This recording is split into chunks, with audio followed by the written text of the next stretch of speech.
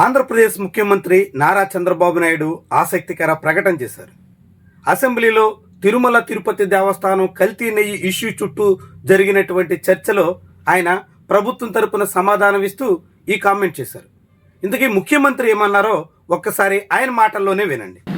నేను ముఖ్యమంత్రి అయిన తర్వాత కానీ, నేను రాజకీయాల్లోకి వచ్చిన తర్వాత కానీ, నేను ఆ రోజు మా కుటుంబ సభ్యులకి చెప్పింది, నేను రాజకీయాల్లో ఉంటాం, ప్రభుత్వంలో ఎక్కడ కూడా మీరు హెరిటేజ్ అనే పేరే రాకూడదు, ఏ దేవాలయం కానీ ప్రభుత్వ కార్యక్రమాలకు కానీ ఒక్క కేజీ కానీ ఒక్క లీటర్ కానీ మీరు ఇవ్వడానికి వీలు లేదని మేము అనుకున్నాం.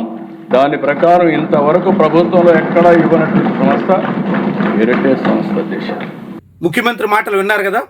ఆయన ఏమంటారంటే, తను రాజకీయాల్లో ఉన్నారు కాబట్టి తన కుటుంబ సంస్థ హెరిటేజ్ పేరు ప్రభుత్వ కార్యకలాపాల్లో వినిపించకూడదు, ప్రభుత్వానికి హెరిటేజ్ నుంచి ఎటువంటి సరఫరాలు ఉండకూడదు, ఒక లీటర్ కానీ ఒక కేజీ కానీ ఎటువంటి హెరిటేజ్ ప్రొడక్ట్స్ ప్రభుత్వానికి సరఫరా చేయకూడదు.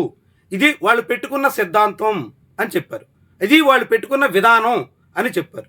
దాన్ని తను పాటిస్తూ వస్తున్నట్టు కూడా ఆయన ప్రకటించేశారు. నిజమేనా? ముఖ్యమంత్రి చెప్పిన మాటలు వాస్తవమేనా? ప్రభుత్వానికి సంబంధించి హెరిటేజ్ ఎప్పుడు ఎటువంటి సరఫరా చేయలేదా? హెరిటేజ్ ప్రొడక్ట్స్ని ప్రభుత్వం నిజంగా ఎప్పుడు సేకరించలేదా? సీఎం మాటల్లో నిజంగానే నిజం ఉందా?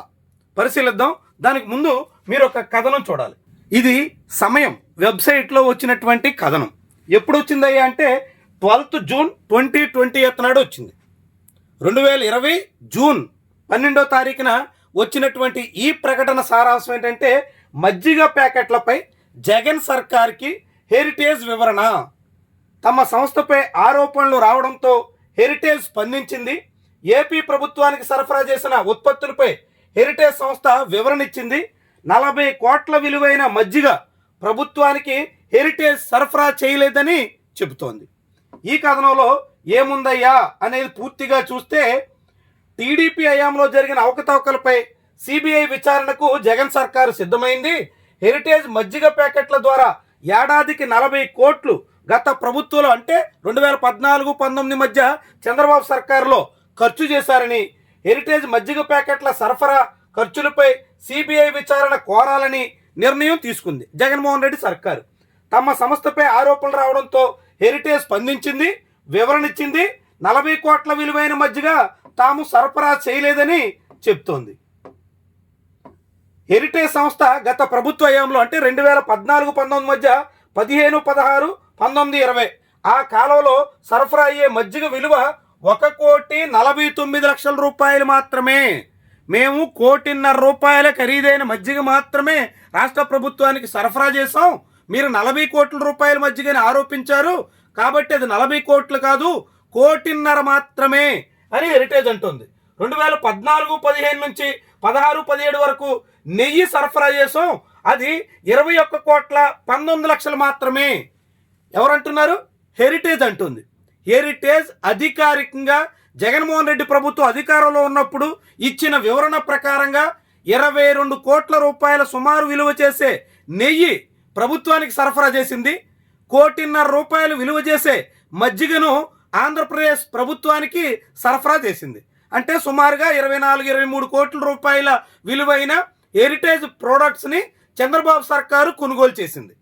ఇది 40 కోట్ల రూపాయలు అంటూ జగన్మోహన్ రెడ్డి ప్రభుత్వం చేసిన ఆరోపణలు వాస్తవం కాదు అంటూ హెరిటేజ్ సంస్థ వివరణ ఇచ్చింది.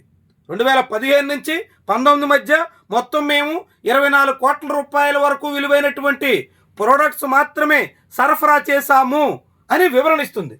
ఇదంతా ముఖ్యమైన పండగలకు టెండర్ల ప్రక్రియలో పాల్గొని ఆర్డర్లు పొందామని చెప్పింది. ఇతర కంపెనీలు బ్రాండ్లతో కలిసి ఒకే ధరకు ఆర్డర్లు పంచుకున్నట్టు కూడా తెలిపింది. ఏ ఒక్క ఫుడ్ ప్రోడక్ట్ కూడా మొత్తం ఆర్డర్ హెరిటేజ్ సంస్థకు ఇవ్వలేదని కూడా అంటోంది. ఇది ఎక్కడది? సమయం వెబ్సైట్. సమయం ఎవరిది? టైమ్స్ ఆఫ్ ఇండియా వాళ్ళది. వాళ్ళ వెబ్సైట్లో అధికారికంగా హెరిటేజ్ ఇచ్చినటువంటి వివరణ ఇప్పుడు మీరు ఎవరైనా క్లిక్ చేస్తే ఇట్టే కనిపిస్తుంది. 2020 జూన్ 12వ తారీఖున సమయం వెబ్సైట్లో ప్రచురితమైనటువంటి కథనం.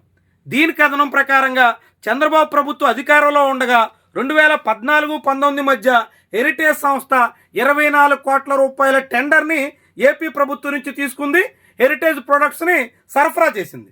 మరి ఇప్పుడు చంద్రబాబు ఏమంటారు? తన ప్రభుత్వం అధికారంలో ఉండగా హెరిటేజ్ పేరు ఎక్కడా వినబడకూడదు అని ఆయన విధానం పెట్టుకున్నారంట. ఆ విధానానికి కట్టుబడి హెరిటేజ్ నుంచి ఎప్పుడు ఏమీ కొనుగోలు చేయలేదంట. హెరిటేజ్ ఎప్పుడూ ఆంధ్రప్రదేశ్ ప్రభుత్వానికి ఏమీ సరఫరా చేయలేదంట. మరి ఈ కథను సారాంశం ఏంటి? హెరిటేజ్ స్వయంగా ఇచ్చినటువంటి వివరణ మాట ఏంటి? వాళ్ళు చెప్పిన దాని ప్రకారంగా 24 కోట్ల రూపాయల విలువైన హెరిటేజ్ ప్రొడక్ట్స్ ప్రభుత్వం కొనుగోలు చేసినటువంటి ఆ వ్యవహారం ఏంటి? దీనికి ముఖ్యమంత్రి ఏమంటారు? ఎంత విడ్డూరం అంటే అప్పట్లో చాలా పెద్ద దుమారం రేగింది. విజయనగరం జిల్లాలో నేరుగా కలెక్టర్ ఆర్డర్ ఇచ్చి ఉపాధి హామీ పథకంలో వేసవి కాలంలో కూలీలకు సరఫరా చేసేటువంటి మజ్జిగ హెరిటేజ్ బ్రాండ్ మాత్రమే కొనుగోలు చేయాలి అంటూ ఆర్డర్ ఇచ్చారు. ఆ ఆర్డర్ చాలా వివాదాస్పదమైంది.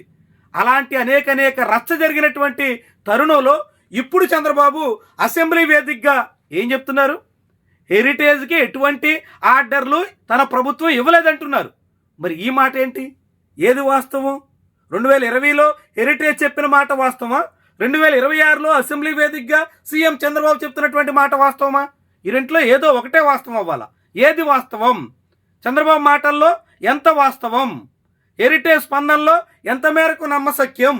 ఇలాంటి అనేక ప్రశ్నలు ఇప్పుడు సీఎం మాటల ద్వారా మన ముందుకు వస్తున్నాయి. ఎంత విడ్డూరం! ఒక ముఖ్యమంత్రిగా ఉండి అసెంబ్లీ వేదికగా ఆయన చేసినటువంటి ప్రకటనలో ఎంత సత్యదూరమైనటువంటి సమాచారం సభ ముందుంచారో ఈ కథనం ద్వారా మనకే అర్థమవుతోంది. ఎంత విడ్డూరమైనటువంటి తీరున సీఎం వ్యవహార శైలి ఉందో చూడండి. ఆయన జనమంతా షార్ట్ మెమొరీ, ఏం చెప్పినా నమ్ముతారనే ఉద్దేశంతో చెప్పారా, లేకుంటే అప్పుడు హెరిటేజ్ సంస్థ తప్పుడు సమాచారం మీడియాకి విడుదల చేసిందా? ఈ రెంట్లో ఏంటి నిజం, ఏది వాస్తవం? జనం అర్థం చేసుకోవాల్సిన అవసరం ఉంది.